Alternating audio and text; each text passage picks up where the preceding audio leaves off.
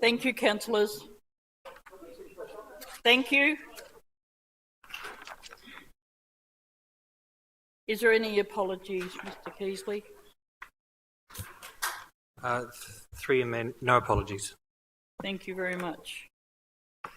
Council acknowledges and pays respect to the past, present and future traditional owners and elders of this nation, and the continuance of cultural, spiritual and educational practice of Aboriginal and Torres Strait Islander people.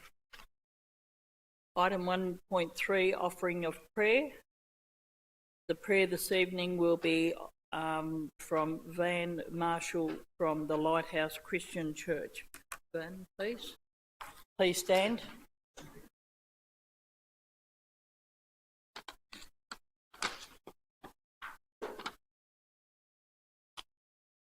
Dear Lord, I thank you for your grace and mercy towards us, that in you we can find the strength and wisdom we need to do all we need to do. I thank you for the men and women that make up the council of this great city of Greater Dandenong. I pray for them that you would bestow upon them your wisdom and grace to make the right decisions necessary to see this city flourish for your glory. I thank you for the Mayor, Angela Long, as well as these other members, and ask that they may know your direction for this city as they deliberate over the matters before them. May they use the wisdom that comes from fulfilling the roles you have placed them in for this current time. Such wisdom comes from you. I commit them to your service and pray your blessing upon each of them in Jesus' name. Amen. Thank you, Vaughan. Please be seated. Item 1.4, confirmation of minutes of previous meeting. Meeting of council held on the 12th of April 2021. Moved by Councillor Famoso, seconded by Councillor Foster. Is there any questions, councillors? Is there any opposition? As there's no opposition, I declare this item carried. Item 1.5, disclosures of interest. Mr. Keasley, please. Thank you, Mayor. I'd just like to register one, Councillor Mametti, item number 4.2.3, part 2, a direct material conflict of interest of a non-pecuniary nature, due to the fact that Councillor Mametti is a director of a company that has a stall at the Dandenong market. Thank you. Thank you, Mr. Keasley. Item 1.6, adoption of the Audit and Risk Committee meeting minutes. Moved by Councillor Garrard, seconded by Councillor Lim. Is there any questions, councillors? Is there any opposition? As there's no opposition, I declare this item carried. Item number 2, Officers' Report Part 1, 2.1, Documents for Sealing. Moved by Councillor Trong, seconded by Councillor Garrard. Is there any questions, councillors? Is there any opposition? As there's no opposition, I declare this item carried. Item number 2.2, documents for tabling. 2.2.1, documents for tabling. Happy to move the recommendation. Councillor Mametti, seconded by Councillor Famoso. Is there any questions, councillors? Is there any opposition? As there's no opposition, I declare this item carried. Item number 2.2.2, petitions and joint letters. Moved by Councillor Tan, and seconded by Councillor Lim. Is there any questions, councillors? Is there any opposition? As there's no opposition, I declare this item carried. Item number 2.3, statutory planning applications. 2.3.1, planning decisions issued by the Planning Minister's Delegate, March 2021. Moved by... Happy to move Councillor Mametti. the recommendation to be noted, Madam Mayor. Thank you. Seconded by Councillor Garrard. Is there any questions, councillors? Is there any opposition? As there's no opposition, I declare this item carried. Item number 2.3.2, Planning Delegate Decisions issued March 2021. Moved by Happy to Councillor move the Mehmeti, recommendation. seconded by Councillor Garrard. Is there any questions, councillors? Is there any opposition? As there's no opposition, I declare this item carried. Item number 3, question time public. Mr Keasley, please. Thank you, Mayor. We've got a number tonight, so I'll just start off with question number 1. Do we have a Sabrina Melito here? I think, Sabrina, you want to ask the question? Thank you.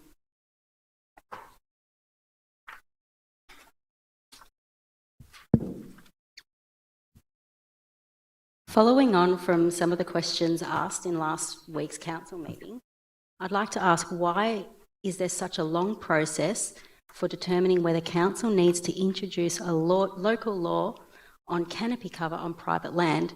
Surely if council has declared a climate emergency, council should be taking leadership and just getting on with it as a matter of urgency.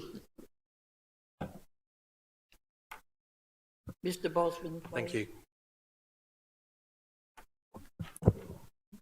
Madam Mayor, through yourself to Sabrina, extensive research has gone into preparing the draft urban forest strategy and the greening our neighbourhood strategy.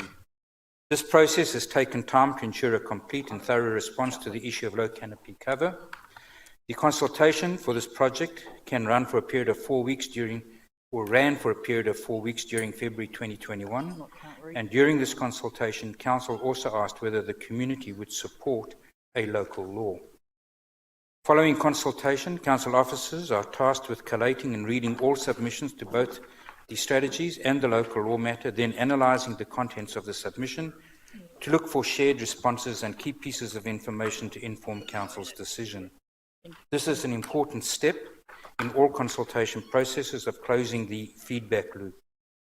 It ensures that those members of the community that spent time preparing a submission to this project have their thoughts and opinions considered and responded to. Council officers then prepare a summary of the community consultation process and the key responses for councillors before presenting a council report outlining the more detailed results of the consultation and outcomes for consideration. It is envisaged that councillors will be presented with a council report in the coming months to consider whether to develop a municipal-wide local law or not. Once council has seen and decided that a tree protection local law is justified, assuming that's the decision that is then taken, the statutory process for creating a local law would need to be followed. This will require council to develop a local law which would be subject to public consultation processes in its own right before it is returned to council for adoption. In addition to those processes, the development of the local law, more importantly, a tree protection policy would also need to be developed. This policy would need to be able to be used for the assessment tool by council's arborists for them to approve the potential trimming, pruning, lopping or removal of a tree, which is identified as being protected under any potential local law, and the policy would also need to discuss the potential planting of suitable replacement trees in the event that the removal of a protected tree is approved. So there are a number of steps that are involved. I know that might have sounded like a bit of a long-winded thing, but that's about as much in a nutshell as I can put it. It would be very nice just to say, yes, we've got a climate emergency and these are the things that we are going to now do. But we still need to go back and in every step on every one of those elements of it, have community consultation, bring it back, have it considered as part of the process within council for decision making. And as I've just explained here, there are 3 distinct steps to have gone through. So we are moving ahead with it as quickly as we possibly can. And it is something that we are certainly taking seriously. Thank you. Thank you, Madam Mayor. Thank you, Mr Bosman.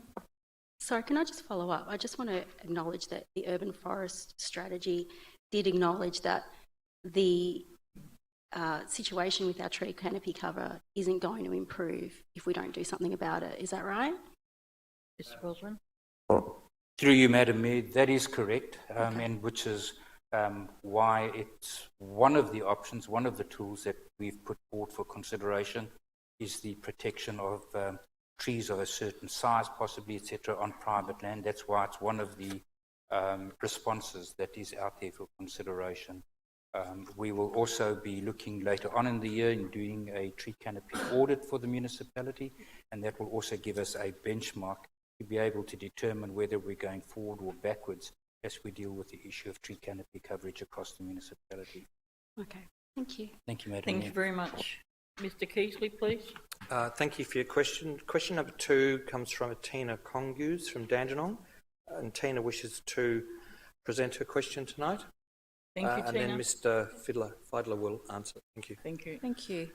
At the Council meeting on the 14th of September last year, not only did Council vote to commit to developing and exhibiting concept designs for a Dandenong Community Hub, but also at the same time committed to doing a community consultation in parallel on possible locations for the Dandenong Community Hub, including the Clough Street, which is the market area, precinct, as one of the options to be consulted on. My question tonight is, when is the date of the Dandenong Community Hub location consultation, including the Clough Street site and option, going to occur? Mr Fiedler, please. Oh, thank you, Madam Mayor, and thank you, Tina, for your question. Consultants have been appointed and workshops and focus groups will commence on the 10th of May. The site assessment, as specified in the Notice of Motion 89, will be presented particularly during the proposed consultation engagement phase, which is in July this year. Information is on our website. We've got links to the consultants if you want more information of them. Okay. And we've also got contact details for council officers. We will be providing specific dates and times for those workshop and focus groups, probably by 5 o'clock tomorrow, as we just have to work through a couple of COVID booking systems, Okay. but that will be there. So can I just clarify, the concept design and will be at the same time as location survey, and the Clough Street is an option?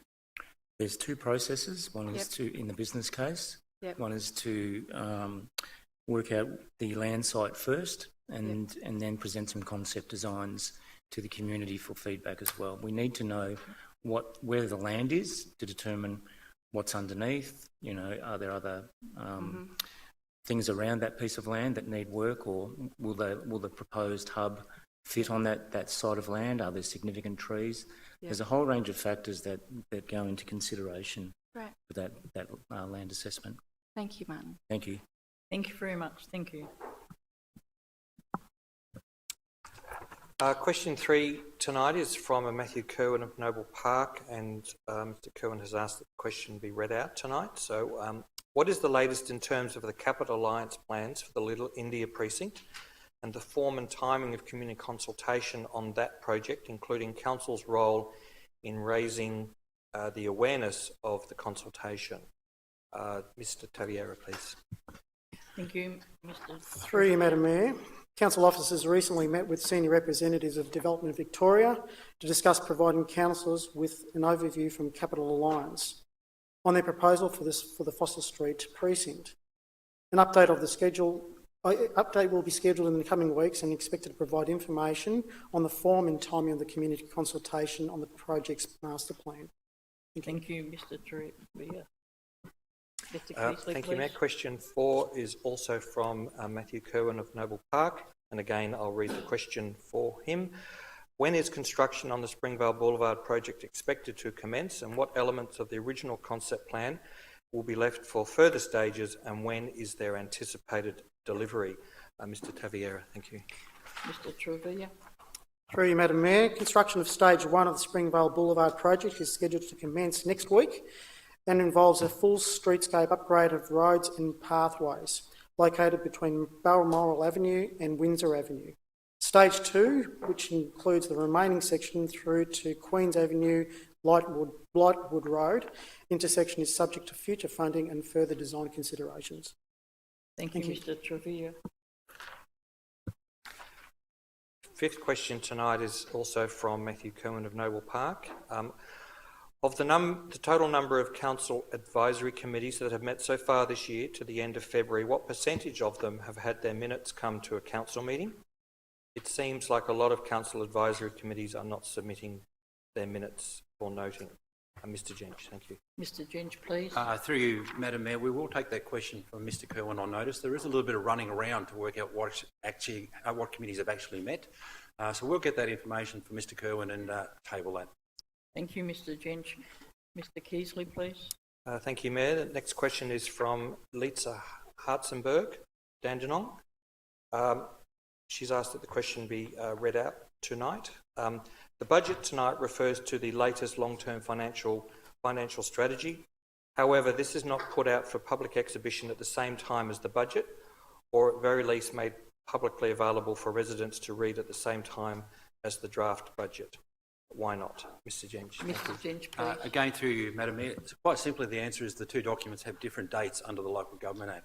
The annual budget's required to be adopted by Council by the 30th of June this year, and actually doesn't require a community engagement process, despite the fact that we will see community submissions on it. The long-term financial plan, however, is required to be adopted by Council by the 31st of October this year, and does require a process of deliberative community engagement to take place prior to that occurring. So we'll be placing the long-term financial plan to the Dandenong People's Panel, and then later it will come to Council, and then later we'll see community submissions on the long-term financial strategy. Thank you, Mr Jench. Mr Keasley, please. Thank you. Question number 7 is from Sylvia Mastrogiovanni from Dandenong, and I see that Sylvia is here tonight, and she has 3 questions to ask, and Mr Fiedler can respond. Thank you.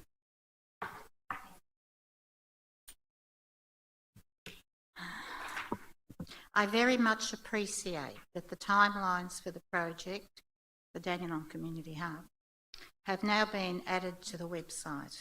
With the first stage, community workshops, focus groups and meetings starting 10th of May 2021, who specifically is going to be invited to the community workshops and focus groups, and how will they be promoted, given that many Dandenong residents don't use the internet and rely on paper flyers and brochures?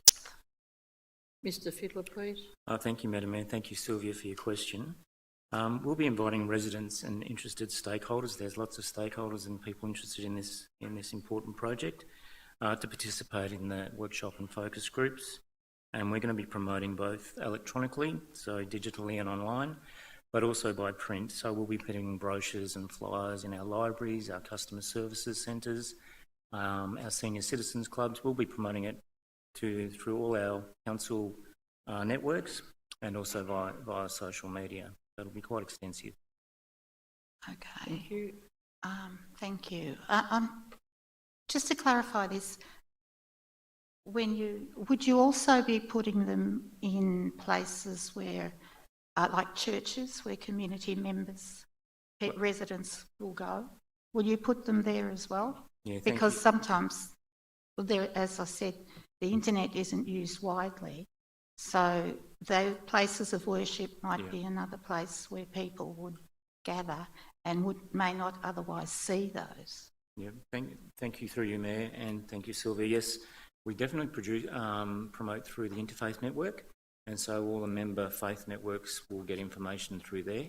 But we could also, like you say, we're quite happy to look at the mailing lists we have for the faith communities and make sure we contact them as well. Right. Thank you. Thank you.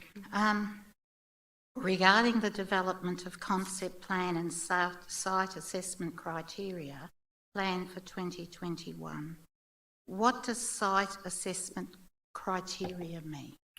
Yeah, again, thank you through you, Mayor, and thank you, Fiedler, Sylvia. please. Probably similar to the first question that I had earlier tonight. A site assessment gathers information on particular site conditions to evaluate whether a specific site is appropriate for the purpose of being built on. So the criteria might include focus areas such as historical context, the accessibility, so the lay of the land, can people in wheelchairs access it? Is there any cultural heritage issues in that area? How close is it to transportation links, public transport, planning, zoning, site vegetation? They're the types of things that we look at and we take feedback on in our site assessment. Thank you. Question 3. In terms of the development of the concept design, will it be two-stage? That is, will the initial site independent concept design be developed and consulted on, and then, like the Keysborough South Community Hub, will Dandenong residents be consulted on with a more detailed site-specific concept design? Yes, thank you, Mr. through Fiddler, you, Mayor. please. Thank you, Sylvia, again.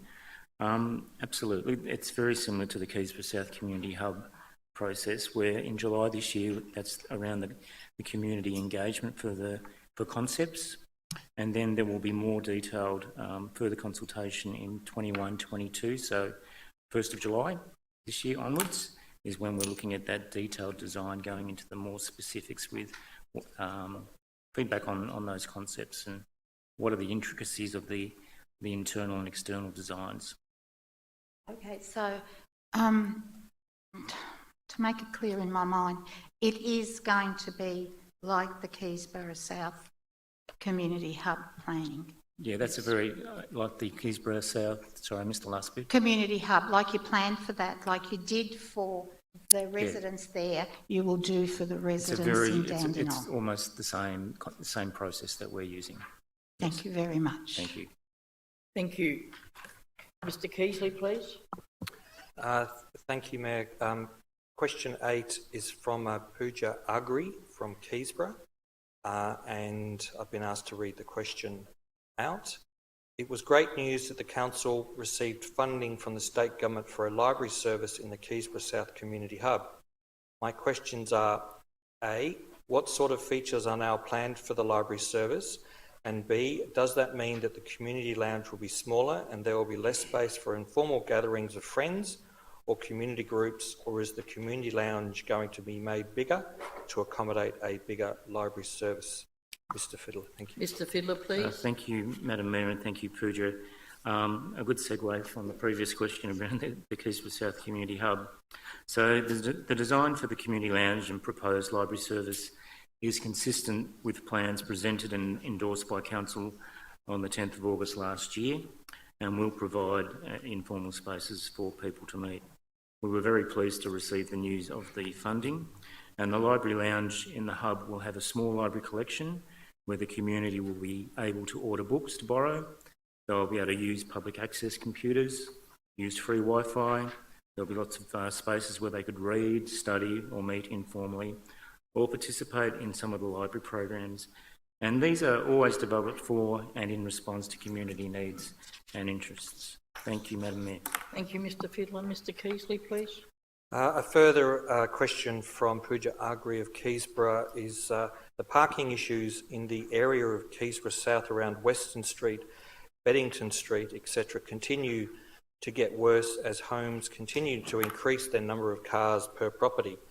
Can Council investigate ways of managing this better, as it is becoming difficult getting through the streets in this area? Mr Taviera, thank you.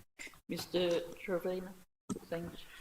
Through you, Madam Mayor, and thank you for the question, Pooja. Often households with multiple vehicles may choose to park one or more vehicles in the street as a matter of convenience. Within residential areas, this is not normally an issue because we've got both low traffic volumes and speeds. Should on-street parking demand reach levels where residents may require restricted parking restrictions, our traffic engineers will certainly undertake an assessment to determine that. Thank you, Mr Taviera. Mr Keasley, please. Thank you. Question number 10 is also from Pooja Agri, and I've just realised that this actually makes it too many questions as per our local law, so we'll hold this particular question over for next council meeting. So I'll move on to question number 11 from Ranka Trizik of Dandenong, and she doesn't wish to be here, so I can read the question. It is very pleasing to see tonight that $325,000 has been allocated for design development work for the Dandenong Community Hub in the draft 21-22 budget that is in tonight's agenda. What does design development entail? Usually that is detailed design and tender documentation, isn't it? And what happened to the $80,000 allocated for concept design work for this financial year? Is that still available, as it was not endorsed as being taken out of the budget in the mid-year budget review in December 2020. Thank you. Mr Fiddler, please. Thank you. Thank you, Madam Mayor, and thank you to Ranka for the question.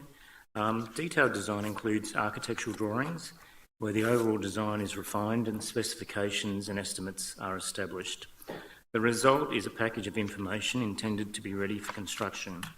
Public consultation and engagement is also a feature of this stage. The $80,000 that was referred to, that allocation is funding our current project, the Dandenong Community Hub business case and concept plan. Thank you, Madam Mayor. Thank you, Mr Fiddler. Mr Keighley, tabled responses to public questions taken on notice from last meeting. Yes, Mayor, I'm happy to table those as per process. Thank you. Thank you. Item number 4, Officers' Report Part 2, 4.1 Contracts, 4.1.1 Contract number 2021, 11 Parks and Open Space Maintenance. Moved by... Oh, sorry, Mr... Through you, Madam Mayor, councillors, I draw your attention to the recommendations on page 31 of the report. The recommendation 1, I should say. It should end at Munn's Parks and Gardens and then continue for a schedule of rates. So there's a duplication there in between the text. Thank you, Mr Trevia. Thank you. Moved by Councillor Garrard, seconded by Councillor Tan. Is there any questions, councillors? Is there any opposition? As there's no opposition, I declare this item carried. Item number 4.2, Finance and Budget, 4.2.1, Audit and Risk Committee Activity Report, April 2021. It's a move. Moved by Councillor Dark, seconded by Councillor Milkovich. Is there any questions, councillors? Is there any opposition? As there's no opposition, I declare this item carried. Item number 4.2.2, Revenue and Rates Planned 2021 to 2025. Moved by Councillor Dark, seconded by Councillor Garrard. Is there any questions, councillors? Thank you, Madam Mayor. Councillor Mamedi. My question is, this revenue and rating plan, in years past, we actually, and we have this year again, changed the percentages of rates people pay, whether it be residential, commercial, farmland. Does this fix our revenue for the next 4 years, or can we change it year on end?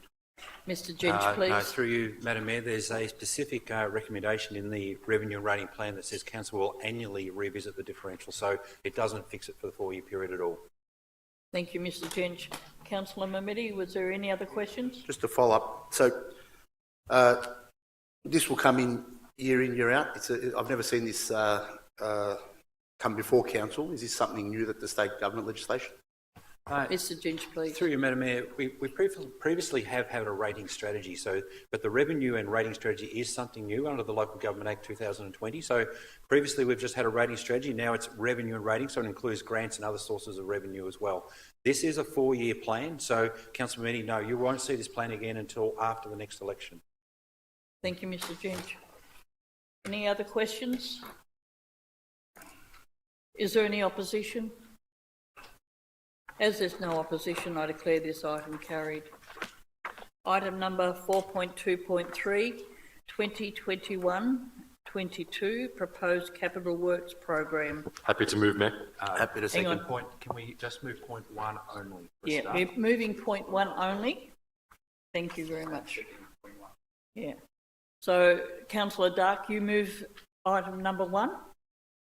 Point 1. Point 1, yep. And Councillor Mamedi, you point 1, sorry. Your seconded point 1. Yeah, thank you. So I've got a mover and a seconder. Is there any questions, councillors? Is there any opposition? I declare point 1 carried. Now we go to point 2. Madam Mayor, if I can just have a second. This is fantastic news for the community. This is a $267 million budget, proposed capital works is going to be $63 million. It's a huge chunk of our $267 million budget. $63 million to capital works. And the last questioner stole my thunder.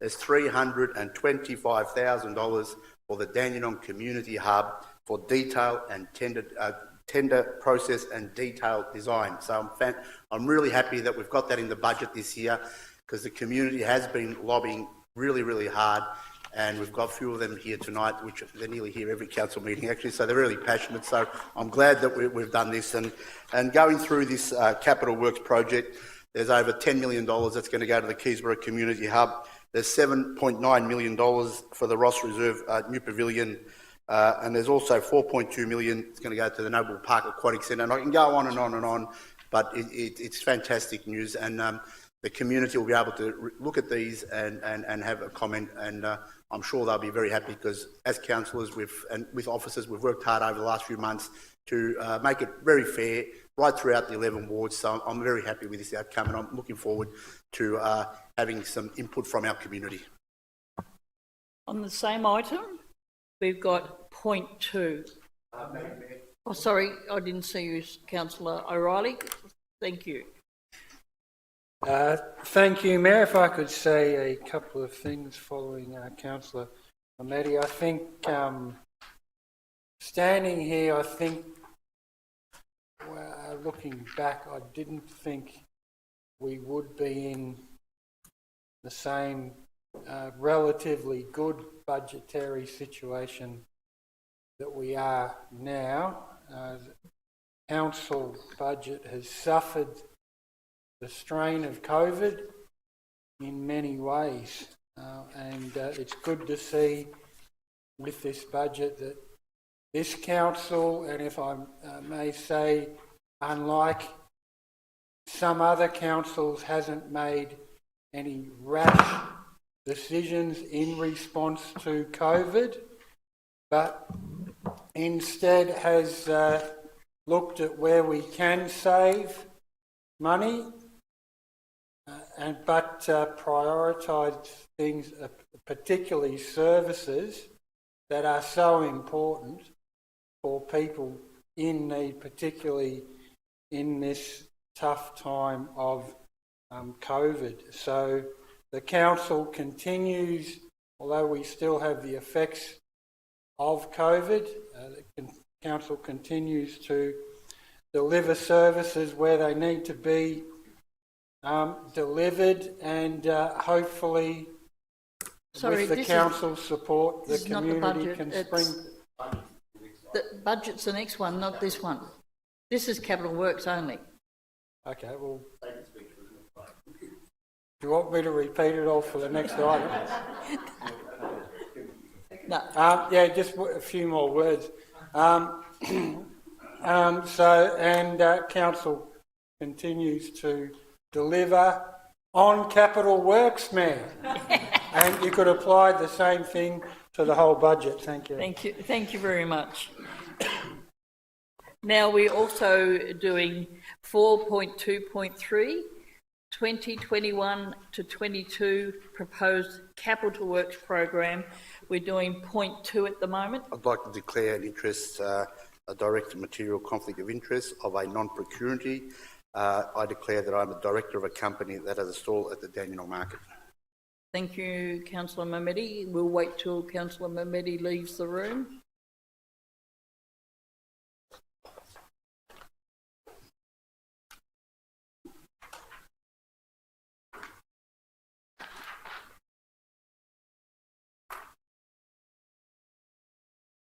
I need a mover and a seconder for point 2 of the program. It is moved by Councillor Gerard, seconded by Councillor O'Reilly. Is there any questions on the second point of the recommendation? Is there any opposition? As there's no opposition, I declare that point 2 carried as well.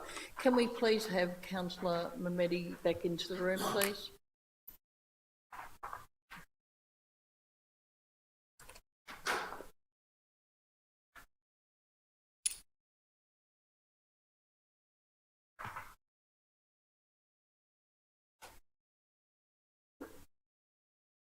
Item number 4.2.4, proposed 2021 to 22 budget. Moved by Councillor Dark, seconded by Councillor Foster. Is there any questions, councillors? Yes, Councillor Mehmeti. Thank you. We're going to get a lot of questions. If you look at the property valuations, they've actually gone down by 1.71%, and our increase on our revenue is going to be 1.5% positive. Can the relevant director answer that question, because I'm going to be getting a lot of questions like that. All right. Mr. Jench, Madam Mayor, please. it's an age-old question, and certainly when our valuations go up by 20% and our rates still only go up by 1.5%, I still struggle to have the same argument, Councillor Mehmeti. So as I said in previous years, valuations don't set the rates. When valuations go up, we don't get a windfall in rates. Our rates are capped. Similarly, when valuations go down, our rates are capped. All valuations are used for is a way of distributing who pays what rates. It doesn't have anything to do with the amount of total rates we raise. So I stress that point in years gone by. It's a concept I struggle to communicate well, but valuations do not set the overall total amount of rates. They just distribute who pays what rates. Thank you, Mr. Jench.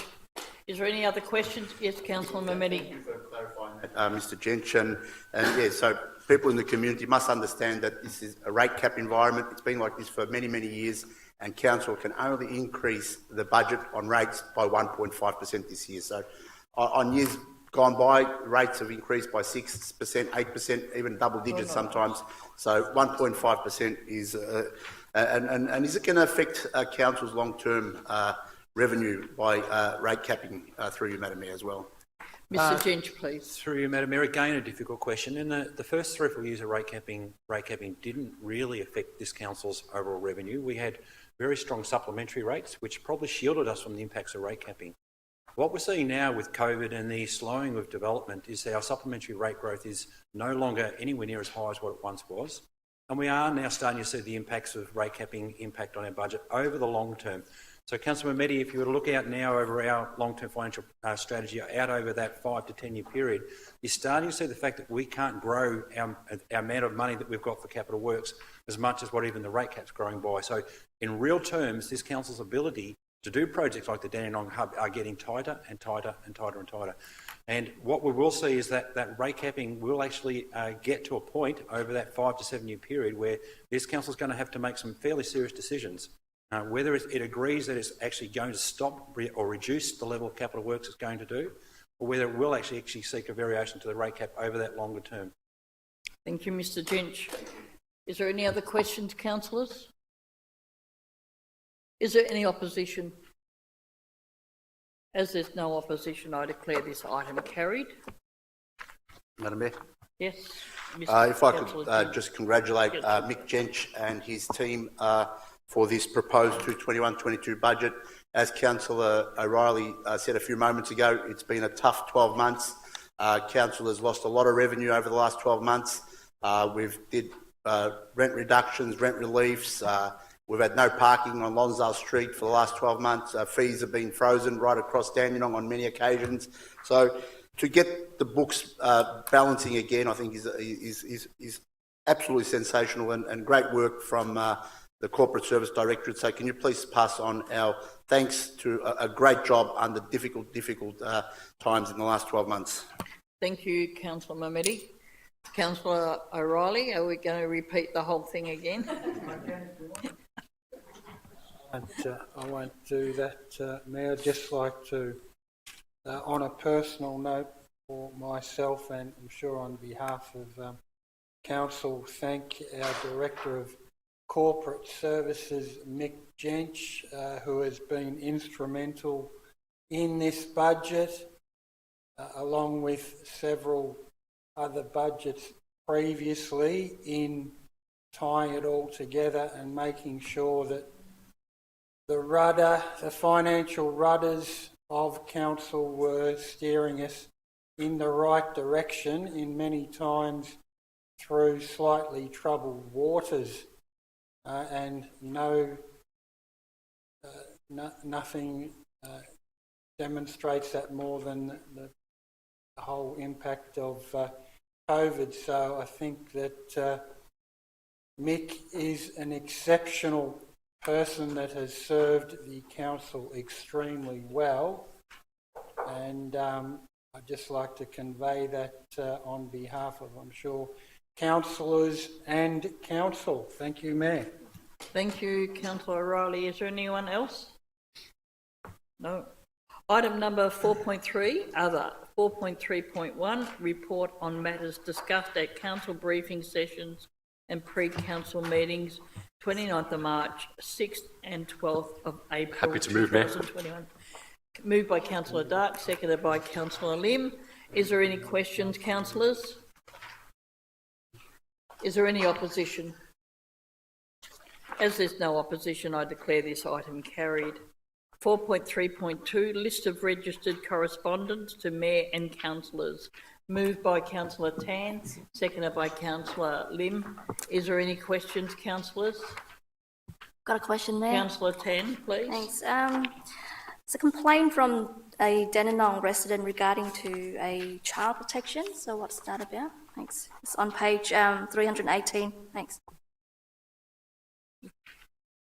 Mr. Fiddler, please. Sorry. You're right there. Thank you, Madam Mayor. I do have a copy of that question, of that correspondence here.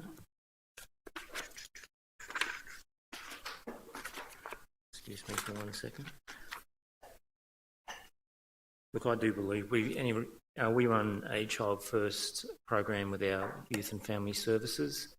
We're very, very clear on reporting requirements, including mandatory reporting.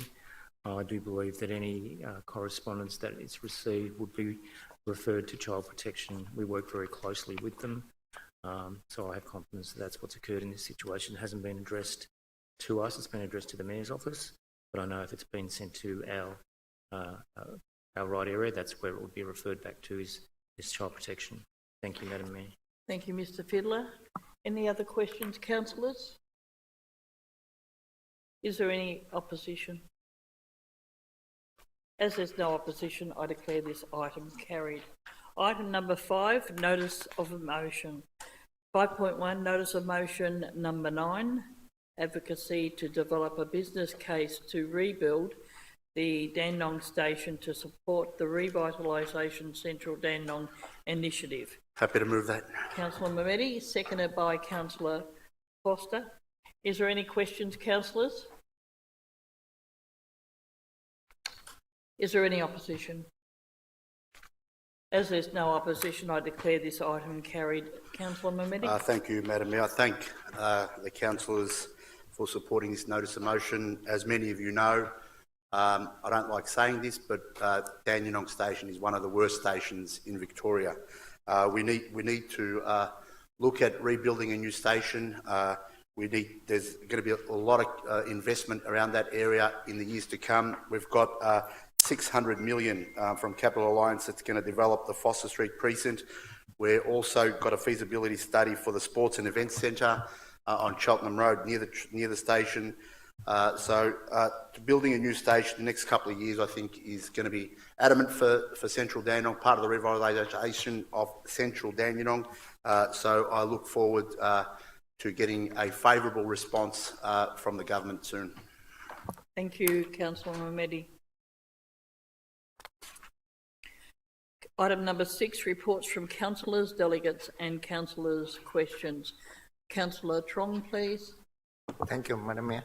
On the Anzac Day, so I attend the dawn service and also the event at 11 o'clock, 6 o'clock and 11 o'clock with the Mayor and Deputy Mayor, Councillor Lana and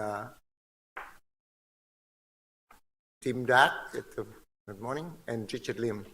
Yeah, thank you. Thank you. Councillor O'Reilly.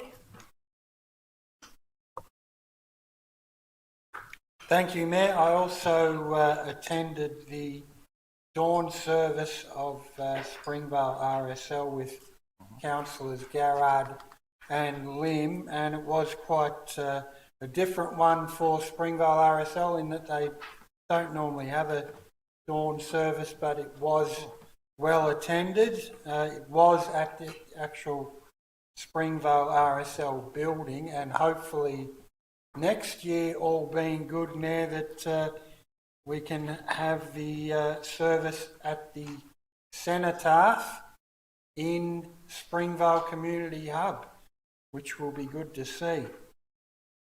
I've got one question, Mayor, to, I believe, the Acting Director of Engineering. This question is without notice, and it's to do with the athletics track at Ross Reserve. Several weeks ago, myself, yourself, Councillor Foster, and I think that's all the councillors that were there, is that right? Wasn't. Visited the Springvale Athletics Club at the Ross Reserve Athletics track, and club leaders there at the time expressed concern about the condition of the track, off the athletics track at Ross Reserve, and said that until it is replaced or strongly remediated, that it's inhibiting district events from happening at the Ross Reserve Athletics track.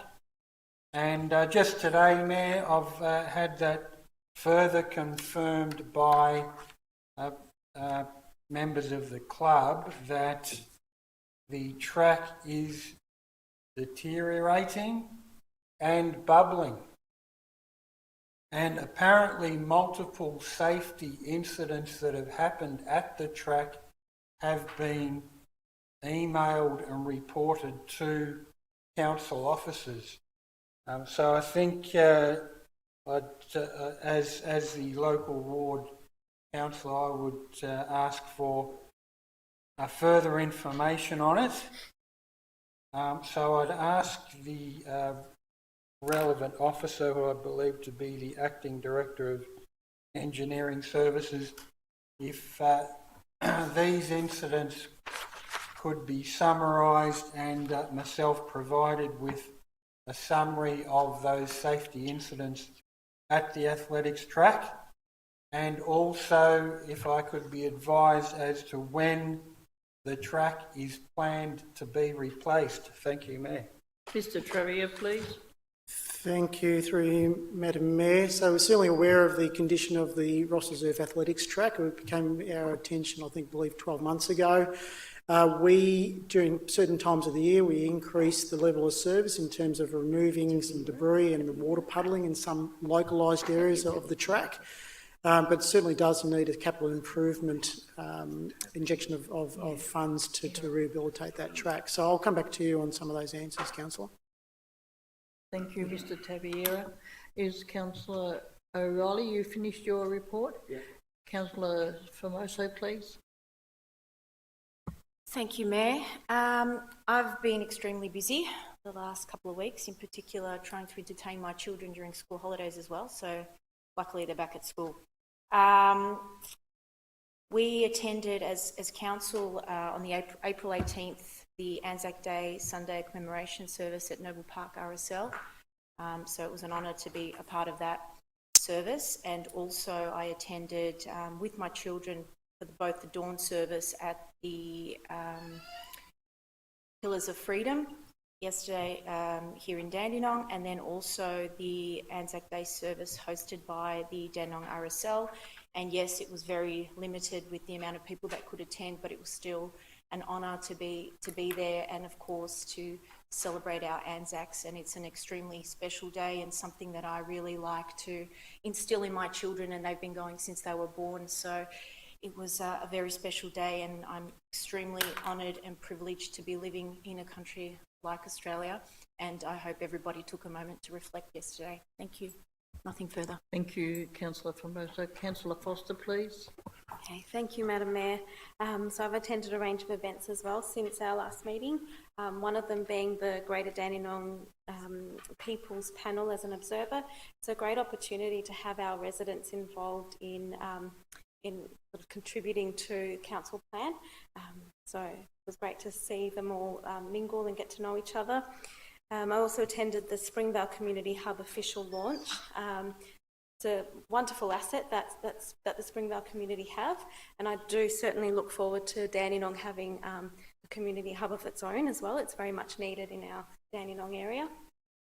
I too attended the Anzac Day Commemoration Service, and I just want to take a moment to just acknowledge our Anzacs that have sacrificed their lives for us and allowed us to have the freedoms that we have in Australia. I also attended the Greater Dandenong Young Vinnies Recruitment Night, where I spoke about my earlier role in Young Vinnies as their inaugural president in 2013 and the benefits of volunteering, not just for those receiving support, but those who volunteer themselves. Young Vinnies is a youth branch of St Vincent de Paul Society for people aged 17 to 35. So I'm well over that now. I'm not considered youth, but they do amazing work for our community, including tutoring children, Kids Day Out events for disadvantaged youth, and helping out with other activities in the community. I note that the City of Greater Dandenong overall has a relatively low rate of volunteering. According to the 2016 census data, 11.9% of Greater Dandenong residents volunteered compared to 20.9% of all Victorians. So a big difference. I feel we need to do more as a council to encourage residents to volunteer, given the research shows that altruism and volunteering has significant benefits, positive health benefits and positive wellbeing benefits for the volunteer themselves. So through you, Madam Mayor, to the relevant officer, does Council have a formal volunteer strategy that recognises the value of volunteering for the community and articulates Council's vision to increase volunteering in our city, not just volunteering within the Council itself, but also strategy that helps connect local volunteers with local organisations? Thank you. Mr Fiddler, please. Through you, Madam Mayor. Thank you, Councillor. Look, we have a two-phased approach to our volunteering supports. One is council volunteers, where we have a team that support a whole range of functions, everything from Meals on Wheels to library, delivering library books, English language classes. It's quite extensive. And then we also, council funds the support of the Greater Dandenong Volunteer Resource Service, which is based currently at 39 Clough Street, and they also provide a lot of information about how the community can access volunteering opportunities outside of council, so community organisations, sporting clubs and so on. I'll get back to you in terms of our formal frameworks and policies. I don't have that information in front of me, but I'm happy to take that on notice and provide that for you. Thank you. Thank you. Councillor Foster. I guess just to follow up, and I think maybe a formal strategy might be helpful. I note that in my research into it, Maribyrnong and Brimbank councils do have formal strategies which help, I guess, outline how we can, how their communities can perhaps promote volunteering, given we're at such a low rate compared to Victoria overall. I think it might be important that we perhaps look at having a strategy to promote volunteering in the community. Yeah. Mr Fiddler, yeah, again, thank you, Mayor. Thank you, Councillor. I do believe we do have a formal position on it. I'm just not sure if it's a policy, strategy, framework. So that's what I'll find out for you. But it's a very large piece of our work. So I'll take that on notice and provide that information. Thank you. Thank you. Councillor Foster. Okay, you're going to have more statistics. I'm sorry. I'm in a bit of a stats mood today.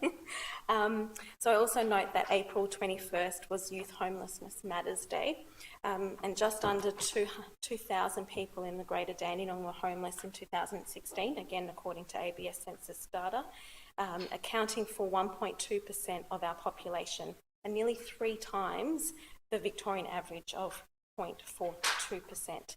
Youth homelessness is roughly 25% of the total homelessness rate. Homelessness is not just sleeping rough on the streets and on park benches, but it includes couch surfing. It includes living in temporary accommodation. It includes living in unsafe and uninhabitable accommodation. So through you, Madam Mayor, to the relevant officer, what is Council doing to better support youth that are homeless and youth at risk of homelessness? Do we have enough supports for young people seeking stable accommodation in Greater Dandenong? Mr Fiddler, please. Thank you, Madam Mayor. Thank you, Councillor. There's never enough is the easy answer to that question. And yes, we work very closely with the housing support agencies in this community. We also have a housing strategy, so we're trying to address affordable housing. And we're in regular conversation with the Australian Foundation for Youth Homelessness. So at a higher strategic level as well, we're having those discussions around what can be done at federal and state levels to improve options for youth homelessness, whether that's independent living or supported accommodation.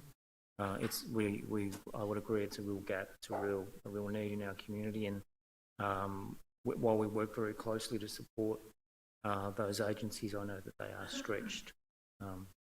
Thank you, Madam Mayor. Thank you, Mr Fiddler. Councillor Foster. Councillor Garrard, please. Thank you, Madam Mayor. Before I begin my report, I want to first acknowledge the distress of many of our residents in Dandenong. We have a vast Indian diaspora in Dandenong, and I have spoken to many of the residents who are watching the devastating loss of lives and the collapse of the Indian health system at the moment with great concern due to COVID. My heart goes out to all those affected in this situation, and I, like many others, greatly hope that this situation is resolved very soon. Madam Mayor, with my fellow councillors, I also attended the Anzac Day Commemoration, and I was very moved by the dawn service at the Springvale RSL, and I wish to congratulate the organisers of that event, which was extremely moving. I had a fascinating day doing the Follow Your Rubbish tour, which I would highly recommend to everybody, particularly to school children in this municipality. In this tour, you get to follow all our rubbish and see exactly where it ends up, and it's extremely fascinating. It's tremendous to see the effort from Phil Robinson, who heads up our service unit, leader Parks and Waste, and his team, putting into supporting industry to move towards a circular economy. I saw firsthand how well the food and organic system is working, and yes, you can put your meat in your food and organics bin. I saw how well that works. The meat actually, just for your interest, melts away and the bones are picked out. So the green waste from your bin is actually going directly to regenerate farmland in regional Victoria, and is creating new farmland. And is having a tremendous secondary life. And so I think it's really important that people actually do this tour and understand exactly how well the council manages our waste and just how effective this council is in renewing and regenerating and recovering our waste. It was fascinating, and I wish every school child in this municipality would do this tour. I also attended the opening of the Springvale Hub, which is an extraordinary facility for all residents in the city of Greater Dandenong, of which we can all be very proud. I attended a very productive day with 9 local councils as part of our affiliation with SECA, the South East Climate Alliance, in planning how we will reduce the impact of the climate crisis in our community. There are exciting plans afoot for stronger advocacy to other levels of government to support ambitious and meaningful climate action in this region. It was very pleasing to see the great work of other councils, and I will be urging our council to act early and act ambitiously in response to the new data, the new very concerning data that is coming about how we are already being impacted by climate change. As I've mentioned before, in Keysborough South, we do have ongoing issues around Keysborough South, and I have met with Senior Sergeant Deborah Lay from Springvale, and together we will be forming a partnership to run workshops in Keysborough South, looking at ways to effectively address local crime and local crime prevention. I also attended the update on the progress of the work of the ESD 2.0. The City of Greater Dandenong is a proud supporter of the progress in the environmentally sustainable development policy in Victoria, and the elevating of the ESD targets planning policy amendment project. It includes a commitment to seeking zero carbon outcomes in this new development. So my questions for tonight, Tatterson Park. The ground lights at the Tatterson Park sporting ground were kept on for 48 hours over the weekend. I understand this is not an isolated incident. It's very discomforting for the residents that live directly across from the grounds and is also a waste of electricity. Can we address this ASAP and ensure that we have a better system to make sure this does not occur again? Mr Tavera, thanks. Thank you for the question, Councillor, and through you, Madam Mayor. Council officers will notify the club who is responsible for leaving the lights on at Tatterson Park Ground 3 and remind them of their obligations in the use of utilities. By way of clarity, the responsible club is responsible for paying for the bills, so it's certainly in their interest to turn the lights off after their use on one side of the fence, but also equally to avoid the nuisance it causes for abutting residents. Thank you, Mr Tavera. Councillor Gerard, please. Regarding the Dandenong Hub consultation, on the Dandenong website, consultation is due to commence on May the 10th. Where is the advance notice of these dates? Mr Fiddler, please. Thank you, Madam Mayor. Thank you, Councillor. As I said earlier, our website was updated on the 23rd of April. Consultation will be starting the week of the 10th of May. We're hoping to have those dates up on Friday as well, but we just have to put a COVID-safe booking system in place. So we're hoping to have that finalised tomorrow by 5 o'clock and have the dates up there by 5 o'clock tomorrow, as in dates and time. Thank you. Thank you, Mr Fiddler. Councillor Garrett. Second question, will there be evening sessions for Dandenong residents that work full-time? Mr Fiddler, please. Thank you, Madam Mayor. Thank you, Councillor. Yes, there'll be opportunities in the evenings, and we're also planning to have a capacity for residents to be able to join remotely via Microsoft Teams or Zoom, probably Teams as the platform that we use. Thank you, Madam Mayor. Thank you, Mr Fiddler. Councillor Garrett. With many residents relying on paper, Dandenong has a significant portion of residents with no internet use. Will there, when there are going to be brochures about the consultation on the 10th of May in customer service centres and libraries, for example? Mr Fiddler, please. Thank you, Madam Mayor. Thank you, Councillor. I believe I answered that question earlier, so yes, there will be paper formats. Thank you. Councillor Garrett. Is it correct that a year has been allocated for detailed design and consultation on the Dandenong Hub? If so, why will it take 12 months? Mr Fiddler, please. Through you, Mayor. Thank you, Councillor. Council does typically allow 12 months for design development of large complex projects, such as a community hub, process including detailed design, consultation and then documentation. So this timeline is consistent with other current council projects, such as the Keysborough South Community Hub, the Dandenong Wellbeing Centre, also, which is the redevelopment of the Oasis Pool. Thank you, Madam Mayor. Thank you, Mr Fiddler. Councillor Garrett.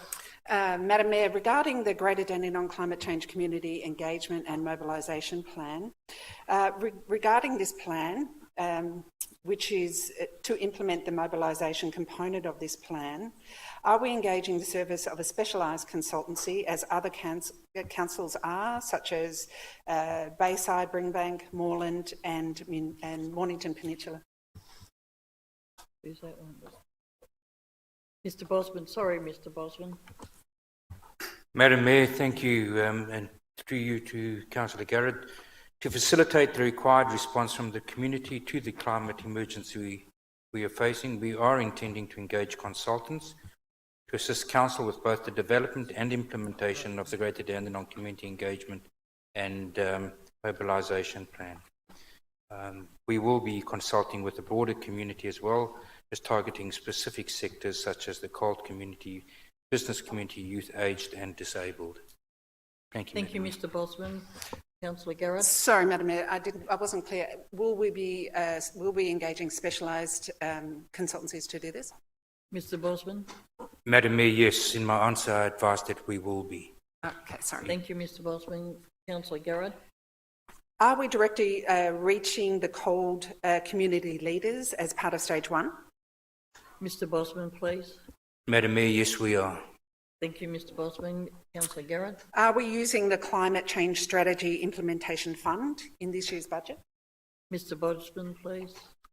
Madam Mayor, yes, we are. We intend to use our full budget allocation. Thank you. Councillor Garrett. What are the stages after the first stage, and when do you think the plan will be finalised? Mr Bosman, please.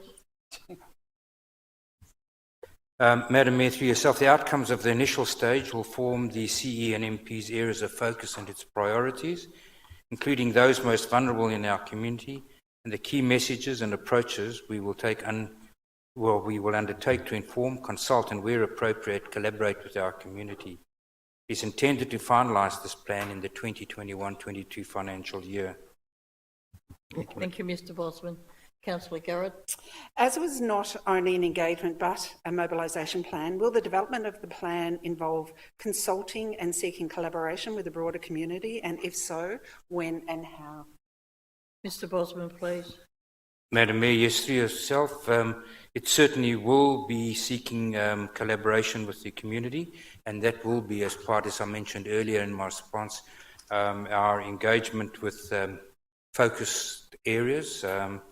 And as part of that community engagement stage, we'll be looking at cold communities, we'll be looking at youth, aged, disabled, the most vulnerable in the community, and we'll be looking to inform, consult, and as I said, where appropriate, collaborate with the community. So that is all part and parcel of the process that I outlined. Thank you, Madam Mayor. Thank you, Mr Bosman. Councillor Garrett. Sorry. I just raised your wages, see? Appreciate that. A question regarding electric cars. With many councils already adding significant number of electric cars to their fleet, in one case, the Melbourne Council has already 23. When does the City of Greater Dandenong expect to begin adding electric cars to the fleet? Mr Trevilla, please. Thank you for the question, Council, and through you, Madam Mayor. Council has engaged the services of an expert consultant to develop Council's electric vehicle transition plan that will be completed by the end of June 21. There will be a detailed strategy on how Greater Dandenong will implement technology across its light fleet, heavy plant and equipment. It will also consider our current fleet inventory, charging infrastructure, financials and environmental considerations. Thank you. Councillor Garrett, please. Can you guarantee that we will be considering electric vehicles and not hybrid vehicles? Correct. This is true, Madam Mayor. Yes, it's geared around electric vehicles.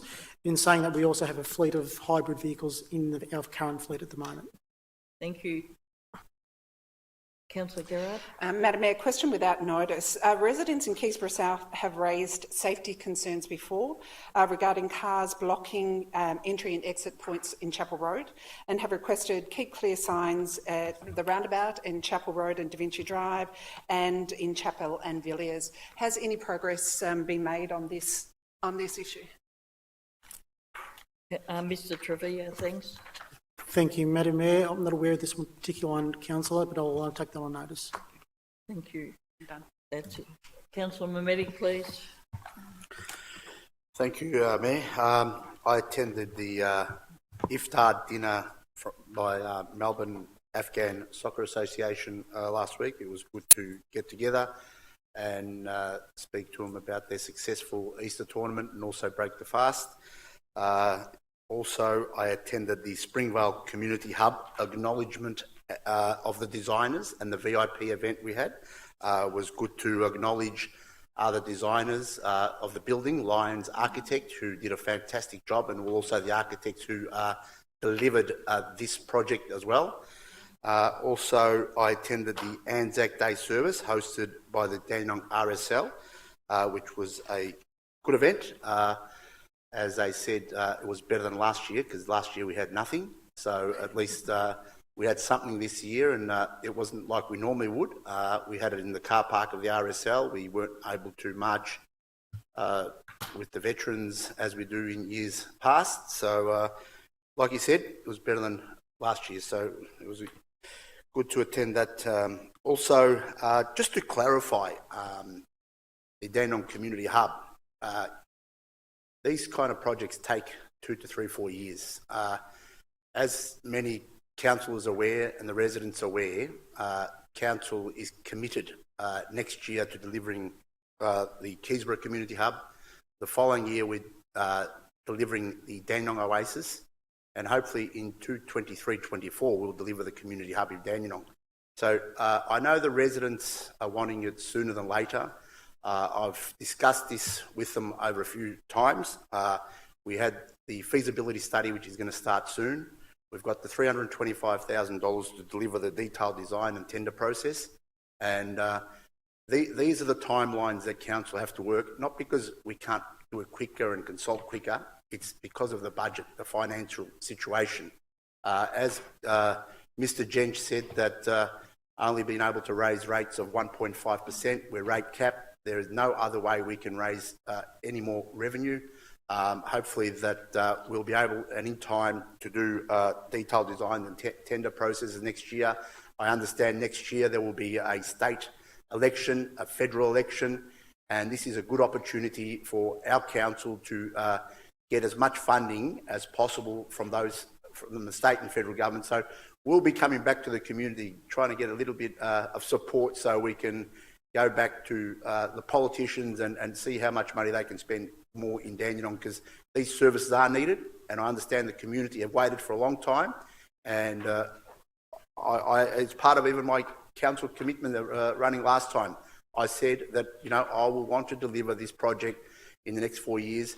Council's vision is that as well. We've just got to stick to those timelines, and let's do it properly, and let's deliver the best community hub in Dandenong, because we deserve it. Just to questions through you, Mayor, to the relevant officer. I've been contacted by residents in Bryant's Road. As many of you are aware, Bryant's Road is one side industrial factories, and on the other side it's residential homes. It's only a 50-kilometre speed limit, and it's actually the widest street I've seen in the city of Greater Dandenong. So what happens when you get the widest street in an area that's built like that? You get toons and people who speed in excess of whatever the speed limit is, and the residents are very upset and they want council to do something about it. So can we please look into the speed limits, the traffic flows of Bryant's Road, please? Mr. Trevor. Through you, Madam Mayor, thanks for the question, Council. Yes, we certainly can do that. We'll get a traffic engineer to come take an assessment of the activities along Bryant's Road. Council. Thank you, Councillor. Thank you very much. Also, Bryant's Road's getting a bit of attention tonight. The roundabout on the corner of Bryant's Road and Kirkham Road, there's a very large roundabout, which I put there about 10, 15 years ago. I never asked it to be so big. It's so big that you can't get around it. And unfortunately, the trucks are always on the nature strip. If you just go past, you'll see big holes on all the nature strips because the roundabout's so big, they get onto the nature strip. So my question is, can we have a look at trying to make that roundabout smaller so the actual trucks can actually fit in that roundabout? Mr. Tavira. Through you, Madam Mayor, yes, well, we have the traffic engineers looking at the speed and volumes. We'll have a look at the roundabout as well. Thanks, Councillor. Thank you, Councillor Mamedi. Not really a question, but thank you. I sent an email on Saturday morning. Somebody put up something on Facebook. Our speed humps, nails were coming out. It was loose and whatever. But after sending the email to Mr. Kersley, his department got onto it quickly, and I think it was fixed by Saturday night. So can you please pass on my thanks to your team? Thank you. Thank you, Councillor Mamedi. Councillor Tan, please. Thank you, Madam Mayor. I've been to a few events. So this is from the last council meeting from the 13th to 25th of April. So on the 15th of April, I attended Greater Dandenong People's Panel, meets and greet sessions with residents and community groups. So this is part of our compulsory group, which is the deliberate engagement panel. That's part of our new local government law. So obviously, a few residents, around 34 residents, who have been randomly selected across Greater Dandenong municipality. The group will focus on engaging and working with residents, community, and then they will generate a recommendation report back to council. So based on any topic, and mainly relate to our council vision, annual 4-year council plan, and our long-term strategy. So on the 17th of April, I attended the official launch, which is a small VIP event for Springvale Community Hub. Also, I just want to thank the state government as well for their contributions. Financially, they contribute around less than $1 million for the hub, which is one of the best facility in Greater Dandenong. And on this case, I also like to thank Mr. Martin Pakulis, MP, member for Keysborough, for his contribution $1 million, which is for the Keysborough South Community Hub as well. And just so you know, I mean, everyone got the hub except Noble Park, so our one will be next. So Library Hub will be next. On the 18th of April, I attended the Noble Park RSL Anzac Day Service, as Jim mentioned earlier. So this year is at least we can do something more than last year. Not the same as 2 years ago, but at least we've done something. On the 21st of April, I attended citizenship ceremony. We welcome 145 new citizens to our city. And on the 25th, I attended the Anzac Day Service hosted by the Dandenong RSL. My question for tonight, just following up questions from previous residents, there's a complaint about Noble Park. This is a caravan parking at Ross Reserve, which is opposite to the skate park. People that camping there also dump rubbish there as well. So I just want to check through the relevant officer, has this been sorted? Jody, Mr. Bosman. Madam Mayor, I'll answer to both names. Through yourself, Councillor, we've had it's not just one person, there's been a couple of situations in the area where our local laws have been out, where they've intervened, where they've moved people on, where they, with the assistance of some of the outside agencies as well, support agencies have provided some assistance to the people that are involved. We will continue to do so in the area. Obviously, we're dealing very often with people that are suffering some difficult times and circumstances in their life. I know that from the outside looking in, it looks terrible, but there are situations, social situations that we also need to deal with as sensitively as we can, and be assured that we are dealing with that and any other matters in the area as best as we can. And I'll keep you up to date as we make that progress. Thank you, Mr. Bosman.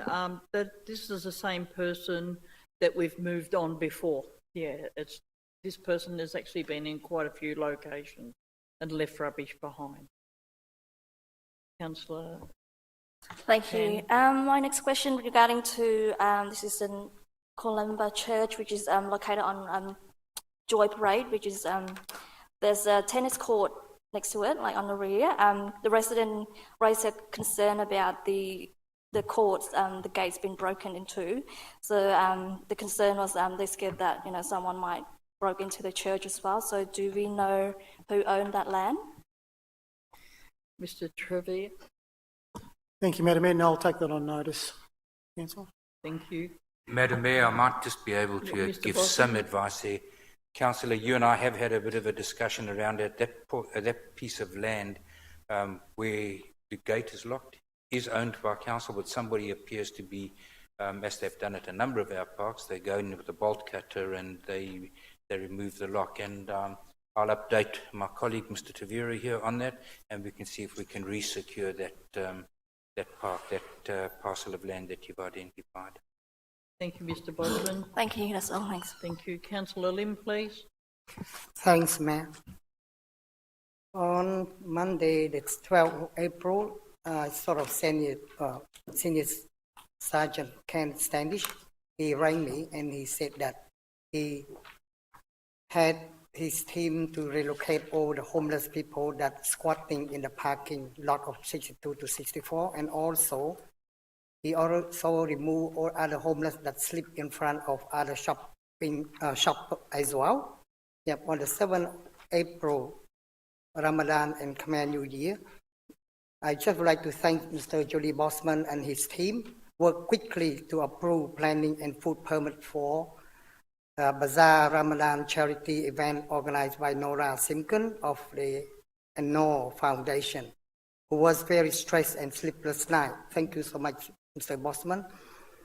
And not just that, his team as well as his department came to Wat Khmer, Melbourne on the Cambodian New Year to do the inspection and also teach our community how to handle food and especially how to learn about hygiene as well. These were very well received, and people said that your team is very well gentle and friendly to them as well. On the 17th of April, I attended a grand opening celebration for Springvale Community Hub official launch. On the Tuesday, the 20th of April, I attended the Springvale Community Hub committee induction via Microsoft Teams. On Wednesday, the 21st of April, I attended citizenship ceremony at Springvale Town Hall. And on the 22nd of April, I had a meeting with Springvale Police Senior Sergeant Debbie Lay and Senior Sergeant Ken Standish.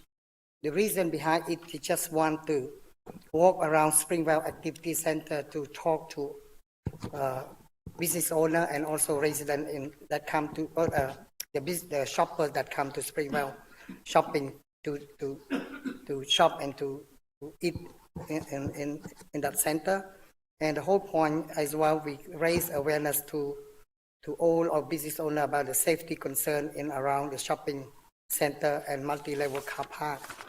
And not just that, I took them to multi-level car park to show some issue, especially the fences on the top level and the hooning issue, and also some kids gathering together, especially after schools. And they promised me that they're going to patrol Springvale Central more frequently to make sure the community feels safe and have any issue, we can contact them now. And on the 23rd of April, I attended the unveiling of Monash Children's Hospital Moose Imagination Tree, a collaboration with Walt Disney and Moose Toys. The tree was officially opened by Victorian Minister, the Honourable Martin Foley. The 16 meters multi-level tree provide a magical sensory experience that encourage a happy and relaxing environment for sick children and their family. The Moose Imagination Trees is an addition to the world-class facility that Monash Health aims to constantly provide its patients, whether they are children or adults. 2 children who had been in and out of hospital since birth was the first to explore the brand new tree. At 1:30 p.m., I met with the director and also community partnership coordinator of Monash Health Foundation to present a donation of $11,420, which I have raised at Lim Pharmacy over the past 2 months. So far, we raised over $300,000 for Monash Health Foundation since 2018, excluding my councillor allowance. On Sunday, the 25th of April, I attended 5:30 dawn services at Springvale RSL with Councillor O'Reilly and Councillor Garrett. And after that, at 10:45, I attended Anzac Day Ceremony at Dandenong RSL. In the afternoon, I met with the volunteer committee at 5:30 to finalize plans for my upcoming Monash Health fundraiser on Sunday, the 2nd of May 20, next week. And I just wish all the councillor, the mayor, and all other executive officers would like to come along just to encourage our community to do more for our Monash Health Foundation. Thank you. Thank you, Councillor Lim. Councillor Milkovich, please. Thank you, Madam Mayor. I'll keep it brief and short for tonight. I've just got a quick question for a relevant officer for you. A while ago, we spoke about cars speeding up and down Brady Road in front of the shops. I would like to just get a sense of any progress, if it's been made, regarding putting some temporary sort of rumble strips or signage just to sort of slow them down. I understand the speed limit is up to Vic Roads and we can't do nothing about it, but I actually just witnessed it last night. People fly up and down that road almost 100 kilometres an hour. It is quite dangerous. There is a pedestrian crossing with lights, but obviously they seem to disregard that completely. If we can just maybe get a bit of a further update as to if anything can be done, some rumble strips or some signage or some light signage or any kind of presence. Thank you. Mr Tavira, please. Thank you for the question, Councillor. And through you, Madam Mayor, I'll check in with our traffic engineers, Councillor, and get an update on that question. Thank you. Thank you, that's all. That's it. Councillor Dark, please. Thank you very much, Mayor. Mayor, over the last fortnight, a couple of the events that I've attended were particularly one of interest was the launch of the Auskick season at the Keysborough Football Club. I know Councillor Garrard has also been an advocate for the Keysborough Football Club, and a lot of the residents of Keysborough South, along with the residents of my ward, actually attended one of the biggest events in the calendar. There was probably a couple of hundred kids who were coming down to give Auskick a go and to get involved, and it was having the parents attend as well. It turned out to be a very good event. I also attended with yourself, Councillor Trong, and Councillor Formoso, the Anzac Day dawn ceremony held at Dandenong, and it was for the issues affected by COVID and the restrictions on what could happen. It was an excellent ceremony to be had. My first question this evening, I've received some correspondence from the Noble Park Fire Brigade, particularly with regards to two issues. The first, at the back of the fire station along the alleyway, there's been a significant amount of rubbish that's being dumped. There's some couches and some bits of bins and bags of rubbish. I just wonder if we could please have that raised. And the second item as well, at the front of the station, the Noble Park Fire Brigade's having some significant issues with the amount of congestion during the day. This is making it very, very difficult for them to be able to get out and to respond to emergencies. And the Noble Park Fire Brigade turnout zone goes all the way down to Cheltenham Road, which covers a significant part of my ward. I was wondering whether we could please have this looked at as a matter of urgency to ensure that if they do have an emergency call-out, they can deal with that. Mr Tavira, thanks. Thank you, Councillor. And through you, Madam Mayor, yeah, we'll certainly get the dumped rubbish removed, Councillor, and we'll have the traffic engineers assess the congestion matters outside the fire station. Thank you, Councillor Dark. Thank you, Mayor. Mayor, my next question has to do with the Rowley Allen Reserve. I've raised some issues. There was an injury that occurred with an elderly resident while walking around with a large root that came out through the asphalt. They ended up having to go to hospital to have that checked out, including issues with their hand and their ankles, and there was a merit sent through. On top of that as well, just with regards to the reserve, I've become aware that there is significant lighting issues there. It's become so bad that it was very, very difficult for the seniors to be able to play during the practice match on the week, during the week at night, and they actually had to the point where one of the football players from the club, who is a Sparky, actually went in and had to bypass a fuse so they could have some lights that were ongoing.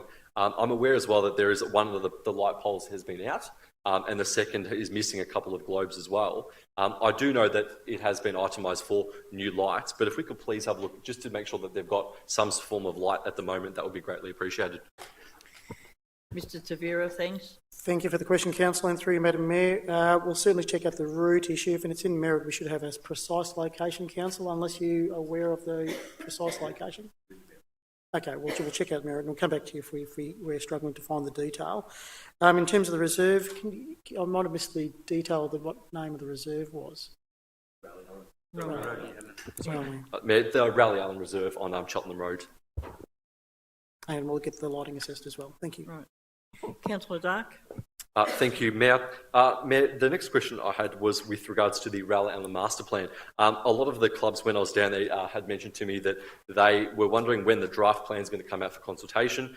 They have a lot of their members who are asking questions. They have also raised some concerns, particularly given the spike that they're having with Auskick. A lot of females are getting involved with football, and they actually don't have any facilities for the girls to get changed, and they're having to go into the club rooms and use one of the toilets right next to the bar, which is not the best option. They were wondering whether there may be potential of looking at potentially some sort of portable room in the meantime, or what options are available. If we could please have a look at that. Mr Bosman, please. Madam Mayor, thank you. With regard to the actual master plan, there's a process that we are currently going through. There's ongoing communication between the officers that are involved in the development of that master plan and the stakeholders that use the grounds and the facilities there. With regard to the possibility of some sort of temporary facility, I'll consult with my colleagues in in engineering and see what the options are and come back to you with that. I'll come back to you with an update on the progress of the master plan itself, as well as the component about, as you've asked, temporary change room facilities. Thank you. Thank you, Mr Bosman. Councillor Dark. Thank you, Mayor. Mayor, my final question for tonight follows on for some recent media coverage which happened over the weekend, particularly with Parkdale Secondary College and the City of Kingston Youth Services. There was, as I'm sure you've seen within the media, an issue occurred with a council employee who, whilst talking to Year 11 students, asked males who were white Christian to stand up and basically self-identify, and then claimed that they were the oppressors in, I suppose, the community. And were the privileged ones. I just want to find out from the Director of Community Services, I believe, whose portfolio Youth Services falls under, whether we run such programs within schools and exactly if we do, how they're run. Mr Fiddler, please. Thank you, Madam Mayor. Thank you, Councillor. I've never heard of that being, that situation happening in any council. It's the first time I've ever heard of it in my 20-year history in local government. But I'm happy to take it on notice and look into it, but I've never heard of that happening before. It sounds quite isolated. Councillor Dark. Thank you, Mayor, and thank you for the Director for his answer. My question particularly comes down to whether we do run such programs within schools, particularly given how abhorrent this was and the way that it has certainly shown positions. And I'm aware that we do have a very good youth services team. I know they provide excellent services within the community, but I just want to find out whether we do run, I believe it's a gender identity class within the schools program. If we could just have a look and find out from youth services what programs are run within schools, that would be great. Mr Fiddler, please. Thank you, Madam Mayor. Thank you, Councillor. I'm not aware of providing those services, Councillor, but I will look into them and provide that information back to you. Thank you, Madam Mayor. Thank you, Councillor Dark. That's it. Thank you. On Wednesday, the 12th of April, I attended the Victorian Program celebratory event, and on the same day that afternoon, I attended the 10th Victorian Cabaret Scouts Camp, where 3,200 children participated between the ages of 7 and 11. Plus, there was 1,500 volunteers looking after them. It was a pretty muddy day, and walking through there, because I had clean clothes on, though I was a target, they all tried to throw mud and whatever at me. I got through all right with just a little bit of mud on me. I was lucky. And then that night we had a presentation for a Sandown Park proposal PSA workshop. On Thursday, the 15th of April, I attended the Noble Park Revitalisation Board meeting. That afternoon, I attended the Victorian Local Government Grants Commission meeting with CGD, Refinancial Assistance Grants. That night was the Greater Dandenong People's Panel meet and greet session with residents and community member groups.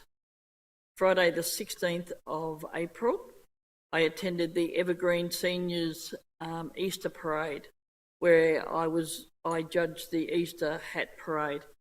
And is that a hard task? Because you're going to upset someone. And that night I attended the Dandenong City soccer match between Dandenong City and Green Gully, draw 1-1. On the 17th of April, I attended the official event for Springvale Community Hub. We also had a smoking ceremony there, which was fantastic. That night I attended the football or soccer match between Melbourne City and Melbourne Victory. Melbourne City won 7-0. On Sunday the 18th, I attended the Noble Park RSL Anzac Day Sunday Commemoration Service, where I spoke about my grandfather's service in World War I and my father's in World War II. On Tuesday, the 20th of April, I attended Bald Hill Wind Farm, Lower Tarwin in Gippsland, and where we received this trophy in recognition of commitment and participation in Procurement Australia's inaugural 2020 to 2030 Victorian Renewable Generated Power Purchase Agreement, Tender and Contract. That's little windmill. So that will go into our procurement area, please. And on Wednesday the 21st, I attended the official opening of the off-leash dog park where the smaller dogs can go without being harassed by the bigger dogs. And that night I attended the citizenship ceremony where 145 people become citizens of Australia. Friday the 23rd of April, I attended St Anthony's School Noble Park School Assembly, and they also had an Anzac service there as well. And that morning I attended the MP briefing on Dandenong Wellbeing Centre, which will replace the Oasis swimming pool. That afternoon I attended Yarraman Oaks Primary School Assembly to present leadership awards. That night I attended the soccer match between Dandenong City and South Melbourne. It was a draw, again 1-1. Sunday, which was yesterday, I attended the Anzac Day's dawn service hosted at the Cenotaph by Dandenong RSL. And I attended the 11 o'clock service in the Dandenong RSL car park. I've got one question, and I'm wearing my father's medals at the moment, very proudly.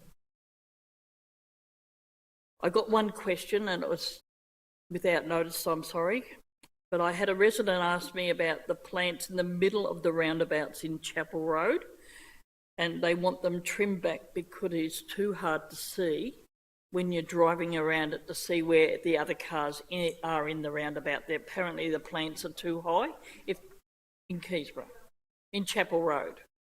So this person actually lives in the retirement village and uses that road a fair bit.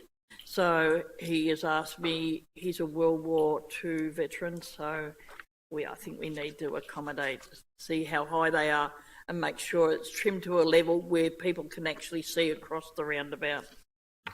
Thank you, Madam Mayor. We'll certainly get our traffic engineers to check out the site distance at that roundabout, and obviously if we need to do any work, we'll arrange that.